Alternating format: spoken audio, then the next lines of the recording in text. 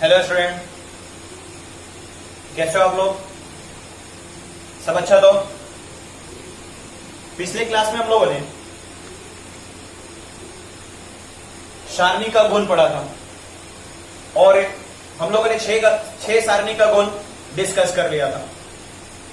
आज हम लोग बात करेंगे गुण नंबर 7 पर, और बिल्कुल अच्छे से ध्यान देकर चलोगे क्योंकि जितने भी हमारे ये गुण है सारणी के, ये क्वेश्चंस में काफी इंपॉर्टेंट रोल प्ले करते हैं।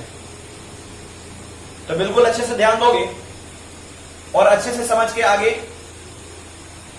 बढ़ोगे।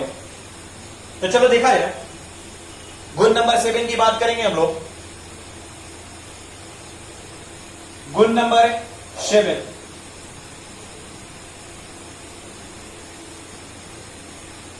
किसी सारणी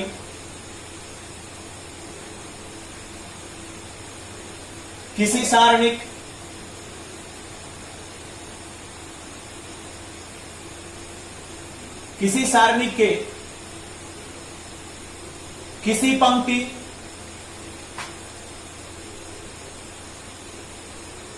किसी पंक्ति या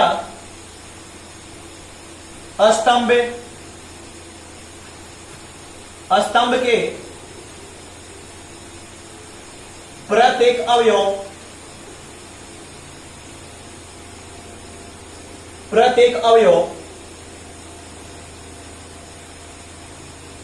दो राशियों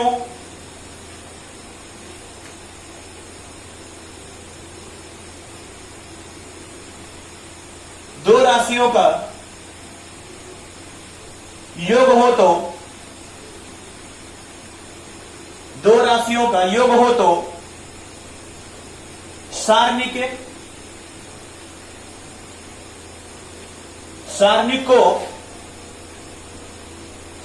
को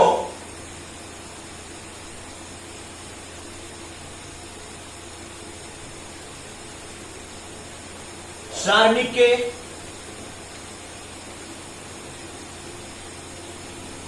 योग के रूप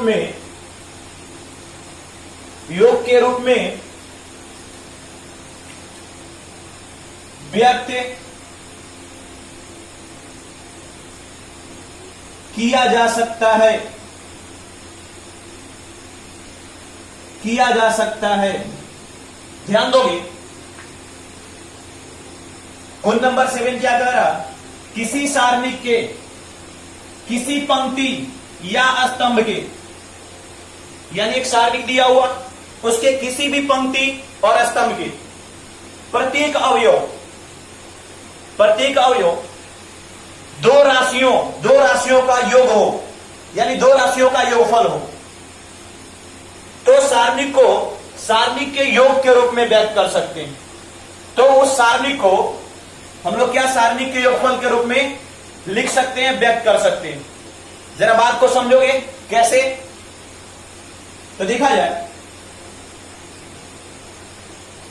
मान लो कि आपको एक ऐसे सारणी दिया हुआ A1 plus K1, B1 C1, A2 plus K2, B2 C2, A3 plus K3, B3 C3। ये आपको एक सारणी दिया हुआ। अब आप देख रहे हो कि सर ये जो पहला स्तंभ है, पहला स्तंभ का प्रत्येक अवयव क्या है? दो राशियों का योग है, दो राशियों का योगफल है। तो जब ये दो राशियों का योगफल है, और यहां पर क्या कहा गया है? किसी सारणी के किसी पंक्ति या स्तंभ के प्रत्येक अवयव दो राशियों का योग हो या योगफल हो, तो उस सारणी को, चलो मैं यहां पर उस लिख दे रहा हूं, तो उस सारणी को सारणी के योग के रूप में व्यक्त किया जा सकता है। अब ये हमारा हो गया, ये पहला स्तंभ है और इसके प्रत्येक अवयव दो राशियों का योग हो गया, दो संख्याओं का योग हो गया, दो नंबर का योग हो गया। अब इसे हम लोग क्या हम लोग इतना लिख सकते हैं क्या? देखो जरा, A1 पहले क्या, इसको पकड़ लिया मैंने, इसको पकड़ लिया, A1 है, B1 C1। अब इधर वाले, इधर जो भी है सबको हमने लिख दिया। B1 C1 है, सॉरी B1 C1 नहीं है, B1 B2 और ये B3। इधर आपका हो गया C1 C2 C3 प्लस, देखो हमने क्या किया, पहले को पकड़ लिया और उसके बाद जो था वही लिख दिया, प्लस अब किसको, इसको पकड़ेंगे और इधर वाले को सेम लिख देंगे। तो चलो लिखते हैं, ये क्या हो गया, K1 K2 K3 B1 B2 B3 C1 C2 C3, ये आपका इतना हो गया। और यही हमारा गुण नंबर 7 कहता है कि अगर इस तरह दिया हो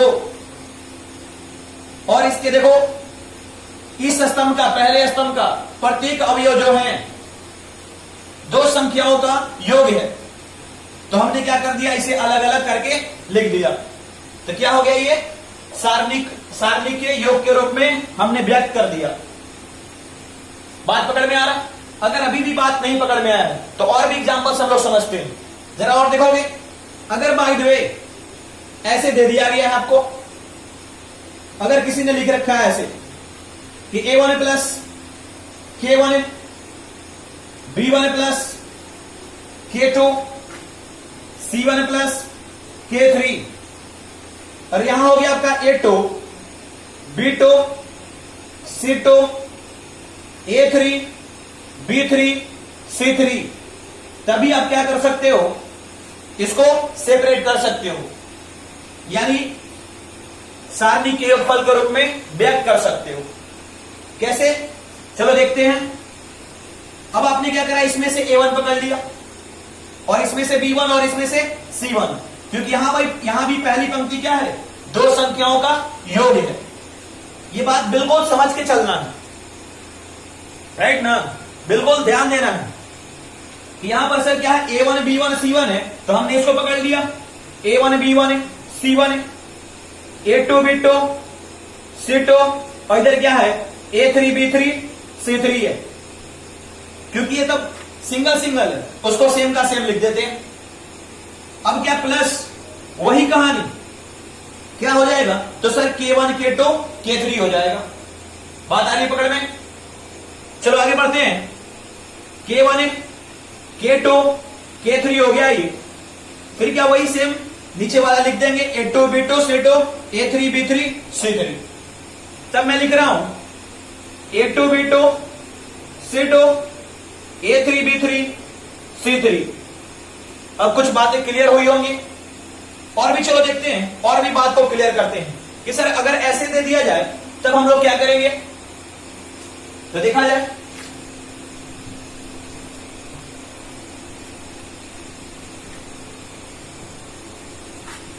ध्यान दोगे, अगर बाय द वे आपको दे दिया जाए, इस तरह दे दिया जाए, A1 plus K1 A2 plus K2 A3 plus K3, और इधर आपका लिखा हुआ B1 प्लस, चलो मैंने इधर S1 कर दिया, plus S1 B2 plus S2 B3 plus S3, और इधर हो गया आपका C1 C2 C3। अब आपके दिमाग में जा रहा होगा कि सर इसे कैसे तोड़ेंगे। आपने कहा कि अगर किसी भी पंक्ति और किसी भी स्तंभ का प्रत्येक अवयव दो राशियों का योग हो, तो हम लोग क्या करेंगे, इसे सारणिक के योग के रूप में लिख सकते हैं, व्यक्त कर सकते हैं। लेकिन यहां पर तो देख रहे हैं सर, पहला स्तंभ भी दो राशियों का योग है और दूसरा स्तंभ भी दो राशियों का योग, तब कैसे लिखेंगे, तो बिल्कुल सेम कहानी, कोई इसके लिए इसकी थ्योरी बिल्कुल बदलने वाली नहीं है। जो अभी आपने सीखा उसी को फॉलो करना है। तो देखा जाए कैसे, आपने अभी क्या सीखा, ये पहला स्तंभ है, तो सर हम लोग पहले क्या पकड़ेंगे, इसको इसको इसको पकड़ेंगे। चलो पकड़ते हैं, A1 A2 A3, फिर क्या सर इधर वाला सब सेम का सेम रह जाएगा, तो चलो लिखते हैं B1 plus S1, B2 plus S2, B3 plus S3, और इधर क्या आपका ये C1 C1 sorry C1 C2, ये C3 प्लस, अब क्या हो जाएगा, तो सर अब क्या है K1 K2 K3 है, अब इसको लिख लेंगे, ये आपका हो गया K1 K2 K3 हो गया। फिर जो आगे ये और ये सेम का सेम लिखेंगे, इधर क्या हो जाएगा B1 plus S1, B2 plus S2, B3 plus S3, और इधर आपका क्या है C1 C2 C3। क्या इतना लिख सकते हैं क्या, बिल्कुल लिख सकते हैं। हमने क्या करा, पहले स्तंभ के सभी अवयव क्या थे, दो राशियों का योग था, हमने इसे दो समीकरणों के योग के रूप में व्यक्त कर दिया। लेकिन अभी जरा देखो ना, ये भी बात है कि सर जो दूसरा स्तंभ है इसके भी तो सभी अवयव क्या है, दो राशियों का योगफल है, और इधर भी दो राशियों का योगफल है, तो सर यहां पर और भी बातें हो सकती हैं। तो क्या हो सकता है, तो जरा देखा जाए। चलो मैं इस पोर्शन को इरेज कर रहा हूं, जरा ध्यान दोगे क्या हो सकती है। अब देखोगे यहां से मैं बात कर रहा हूं इस पूरे की। अब आप देख रहे हो कि A1 A2 A3 है, लेकिन यहां पर दूसरी जो स्तंभ है ये दो राशियों का योग हो गया, दूसरी जो स्तंभ है ये क्या हो गया, दो राशियों का योग हो गया। अब इसे भी हम लोग दो सारणी के रूप में लिख सकते हैं। ये बात दिमाग में फीड कर लेना कि यहां पर दो राशियों का योगफल था, तो इसे देखो दो सारणी में आपने व्यक्त किया, तो यहां पर भी पहले स्तंभ में दो था तो दो मिला, लेकिन इसमें भी दो है तो इससे दो मिलेगा, और इसमें भी दो है तो इससे भी दो मिलेगा। बात आ रही पकड़ में, देखा जाए अब इससे कैसे दो मिलेगा, तो ये क्या हो गया, A1 हो गया, ये A2 हो गया, ये A3, राइट। अब इसका पहला B1 B2 B3 हमने पकड़ लिया, B1 B2 B3, और फिर इधर वाला C1 C2 C3 हो गया, प्लस अब ये तो सेम रहा, ये A1 A2 A3 रहा, लेकिन अब कौन सा, ये वाला ना, क्योंकि इधर वाला तो पकड़ के हमने ये बना लिया। अब इसको पकड़ के S1 S2 S3 को ये वाला बनाएंगे, ये S1 S2 S3, और इधर हमारा क्या है, तो C1 C2 C3 हो गया। बात आ रही होगी पकड़ में, बात क्लियर है। तो चलो देखा जाए, अब जरा ध्यान दोगे, अब हमने इसको बस इस वाले पार्ट को हमने क्या करा, इसमें कन्वर्ट कर दिया। लेकिन अभी देखो, अभी ये वाला पार्ट बाकी है, इसे भी तो लिख सकते हैं, तो बिल्कुल लिख सकते हैं। क्लियर है बातें पकड़ में आ रही है, तो इसे भी हम लोग लिख सकते हैं। चलो देख लिया जाए कैसे लिखेंगे। अब इस पार्ट को भी हम लोग ऐसे लिख सकते थे प्लस, क्योंकि यहां पर प्लस था।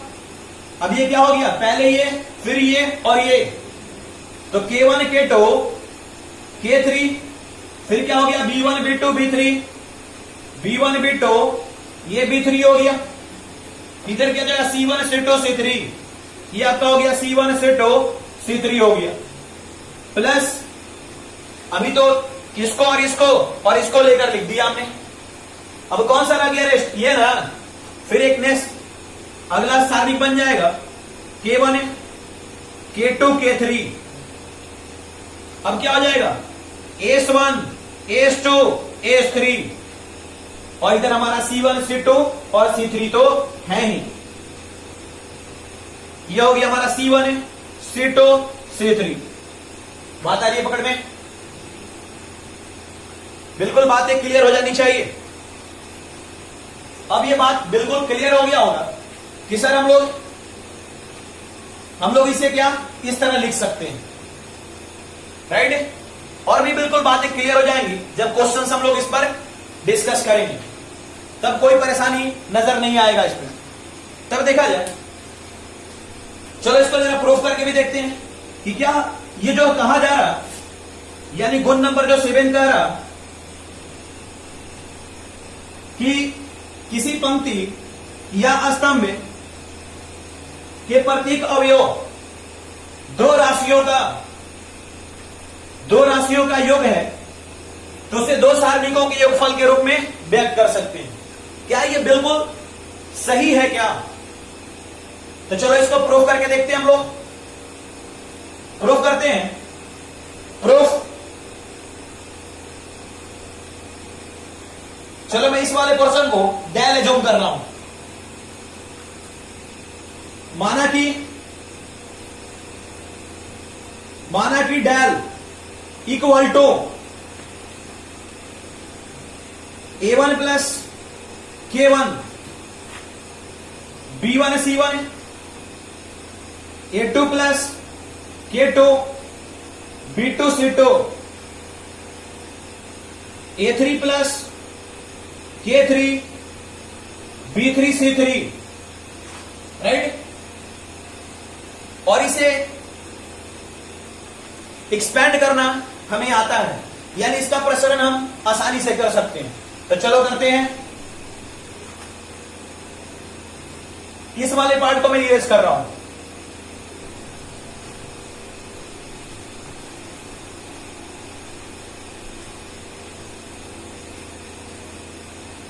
बिल्कुल ध्यान से समझोगे।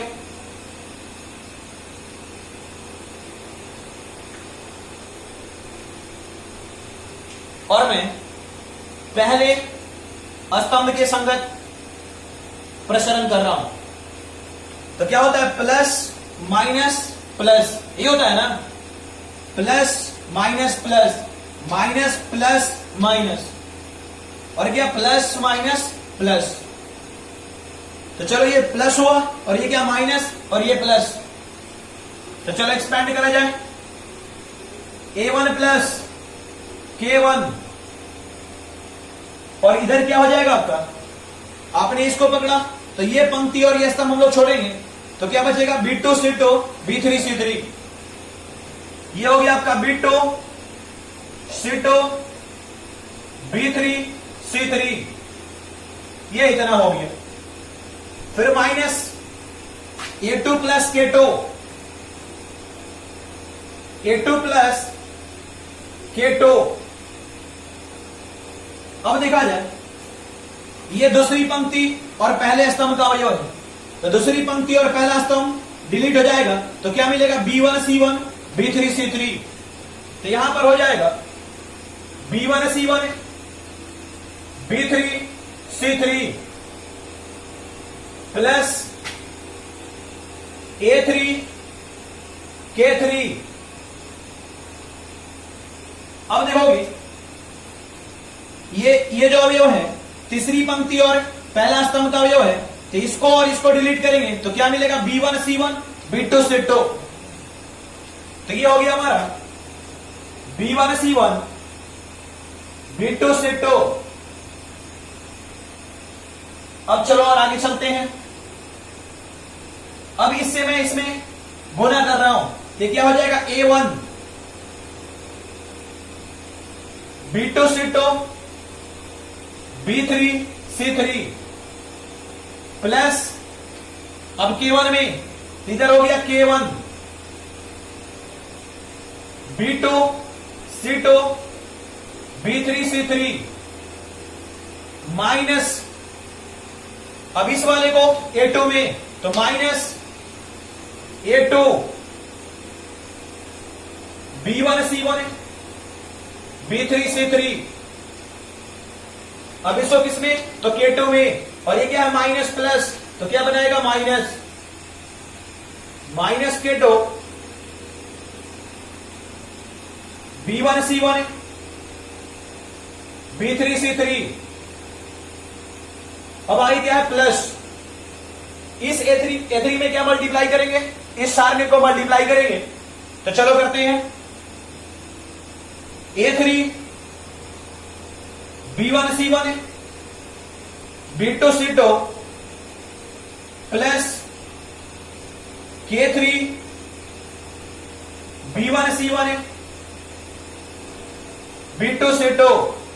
अब ये इतना हमें मिल गया, लेकिन चलो चलो जरा ध्यान दोगे, हमें सोल्व करके लाना कितना था, इसके इक्वल टू हमने लिख रखा था, सोल्व करके हमें इतना लाना है, यानी प्रूफ करना है।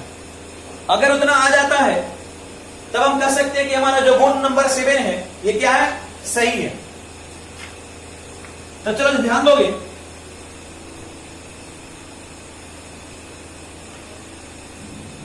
A1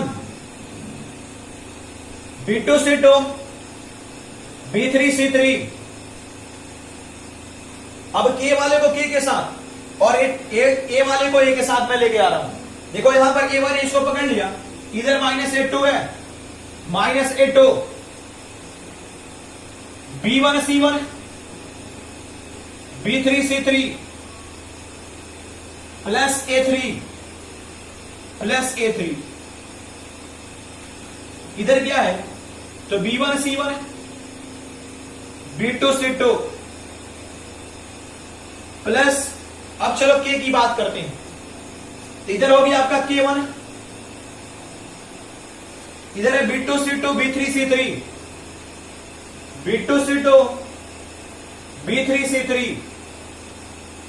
माइनस क्या है, K2 है, K2 minus K2 B1C1 B3C3 plus K3 B1C1 B2C2। अब जरा यहां पर बिल्कुल ध्यान से समझोगे तभी बात पकड़ में आएगी।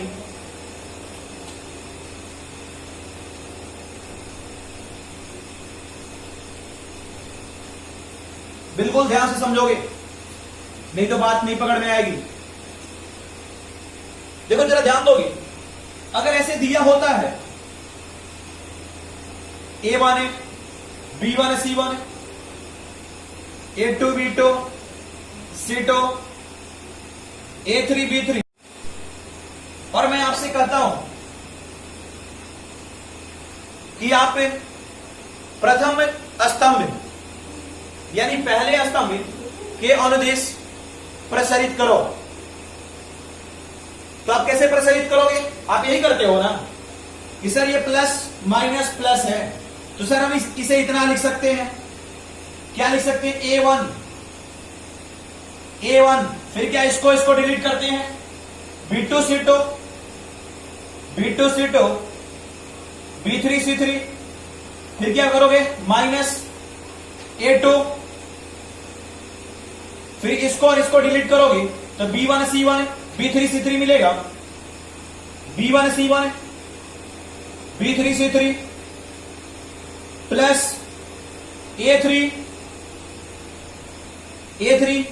फिर क्या करते हैं, इसको और इसको डिलीट करते हैं तो B1C1 B2C2 मिलेगा, B1C1 B2C2, ये इतना करते हैं और हम सभी इसे अच्छे से समझते हैं,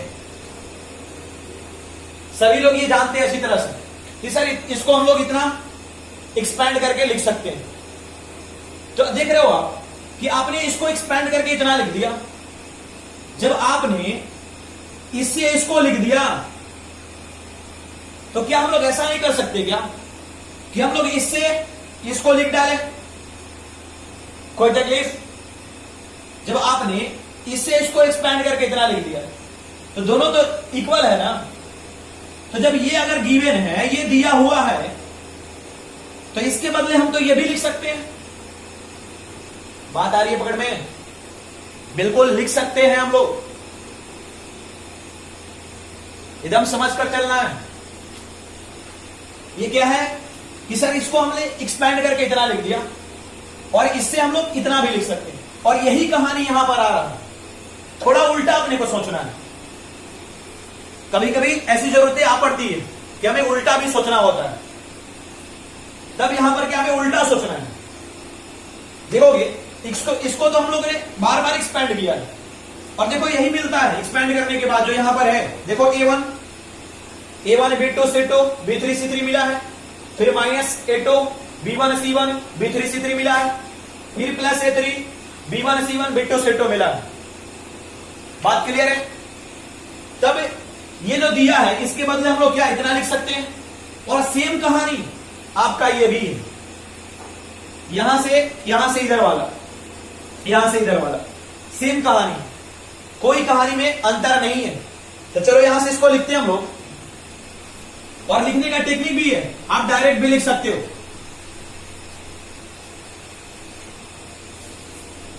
देखा जाए क्या हो जाएगा आपका, ये आपका A1 है। चलो हमने पहले यहां A1 पकड़ लिया, ये करते हैं ना, जिस पंक्ति में और जिस स्तंभ में होता है उसको डिलीट करते हैं, उसके अलावे को लिखते हैं।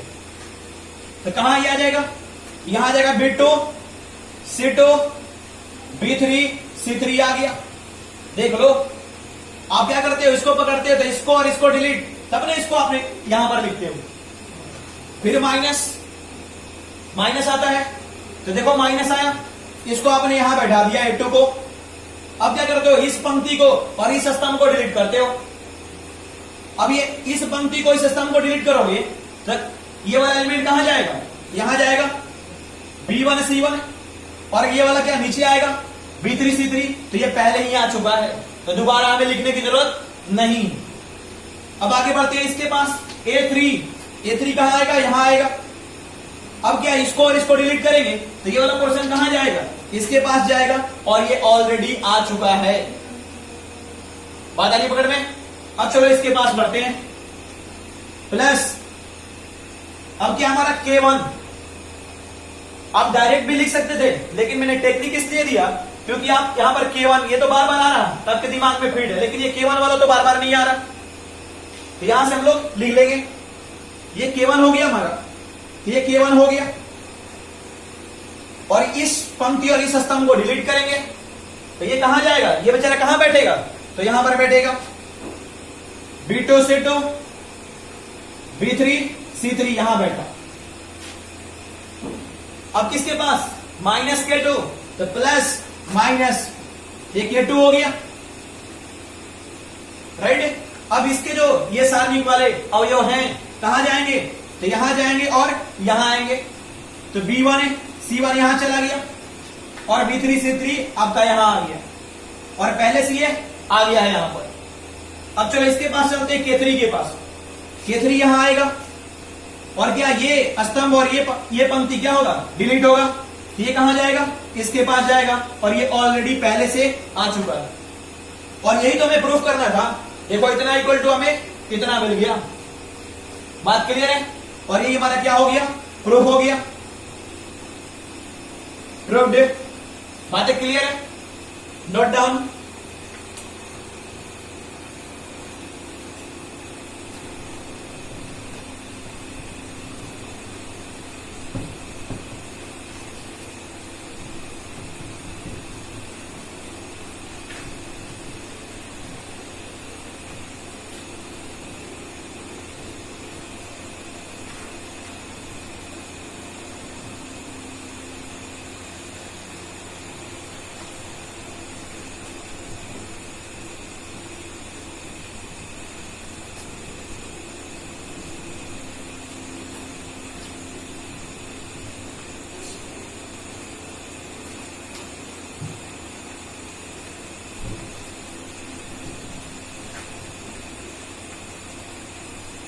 चलो इसे एक एग्जांपल से भी क्लियर करते हैं।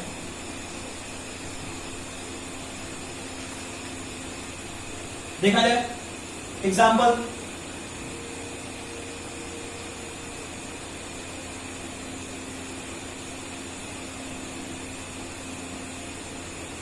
सिद्ध करें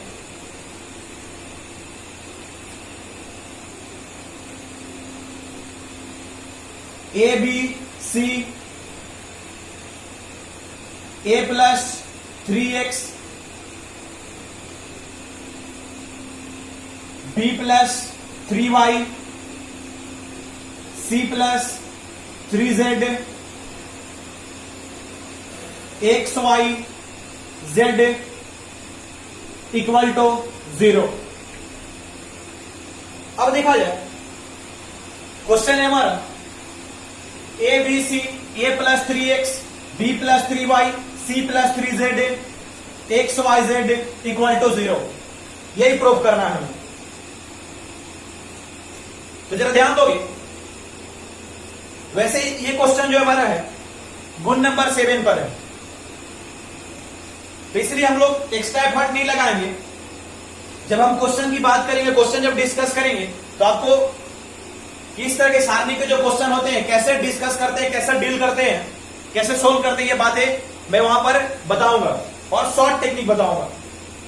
लेकिन यहां पर ये जो हमने प्रॉपर्टीज नंबर 7 हम लोगों ने पढ़ा है, इसी पर ये डिपेंडेंट क्वेश्चन है। तब इस क्वेश्चन को आप देखोगे कैसे सोल्व करेंगे। सोल्यूशन है एलएचएस, ये हमारा एलएचएस हो गया और ये हमारा क्या आरएचएस हो गया। तो चलो एलएचएस को लेकर चलते हैं। ये हमारा एलएचएस है और ये हमारा आरएचएस है। और अच्छा लगने के लिए हम लोग क्या करते हैं, सारणी को डेल एज्यूम कर लेते हैं। A b c a plus 3x b plus 3y c plus 3z x y z. Clear है बात है। अब चलो देखा जाए, अभी आपको बताया गया है गुण नंबर 7 में कि अगर कोई भी पंक्ति या कोई स्तंभ दो अवयवों का योगफल तो उसे क्या कर सकते हैं हम लोग, सारणी के योगफल के रूप में व्यक्त कर सकते हैं। तो चलो करते हैं। आप देख रहे हो कि सर जो यहां पर दूसरी पंक्ति है, दूसरी पंक्ति का प्रत्येक अवयव दो संख्याओं का, दो राशियों का योग है। तब तो सर इस पूरी सारणी को दो सारणी के योगफल के रूप में व्यक्त कर सकते हैं। तो चलो करते हैं। तब देखोगे ये ए बी सी है, ये तो सेम का सेम लिख देंगे ए बी सी। अब ये दो राशियों का योगफल है, तो किसको पकड़ते हैं, पहले वाले। तो पहला कौन है, ए, इधर बी और इधर सी, तो ए बी और सी हो गया। और फिर जो आगे होता है यानी पंक्ति में जो और भी रेस्ट संख्याएं हैं उसे सेम का सेम हम लोग लिख देते हैं। तो एक्स वाई जेड हो गया आपका, एक्स वाई जेड, ये एक सारणिक बन गया प्लस प्लस, फिर क्या वही कहानी, ऊपर वाले को लिख देंगे ए बी सी। अब देखोगे अब हमारे क्या है, इसमें 3x बचा है, इसमें 3y और इसमें 3z बचा है। तो ये हो गया हमारा क्या 3x 3y 3z, और इधर क्या हो गया एक्स वाई जेड। क्लियर है बातें। अब देखोगे इसकी वैल्यू क्या होगा, बताओगे क्या, इसकी वैल्यू क्या होगा, तो 0 होगा।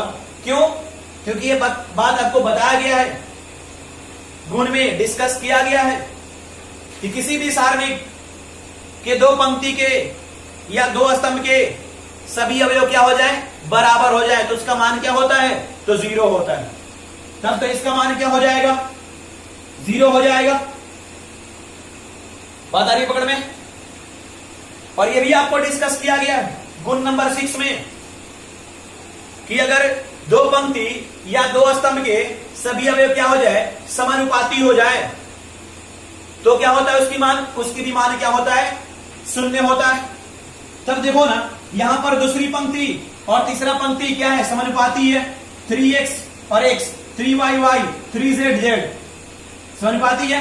दूसरा भी अपने पास टेक्निक है, क्या करेंगे हम लोग कि सर यहां से 3 कॉमन ले लेंगे, क्योंकि किसी पंक्ति और किसी स्तंभ से हम लोग कॉमन ले सकते हैं। तो जब यहां से हम लोग 3 कॉमन ले लेंगे तो देखो क्या बच जाएगा, इधर एक्स वाई जेड बच जाएगा और इधर भी एक्स वाई जेड, तो दोनों तो सेम हो गया। और जैसे ही सेम होता है इसकी वैल्यू क्या होता है, सारणी का 0। डायरेक्ट सोल्व करने की भी जरूरत नहीं है, डायरेक्ट क्या हो जाएगा इसकी वैल्यू 0। तब देखो इसकी भी वैल्यू 0 हो गया, तब क्या मिल गया, ये तो 0 मिल गया आरएचएस। और यही तो अपने को प्रूव करना था। बातें क्लियर है। Note down.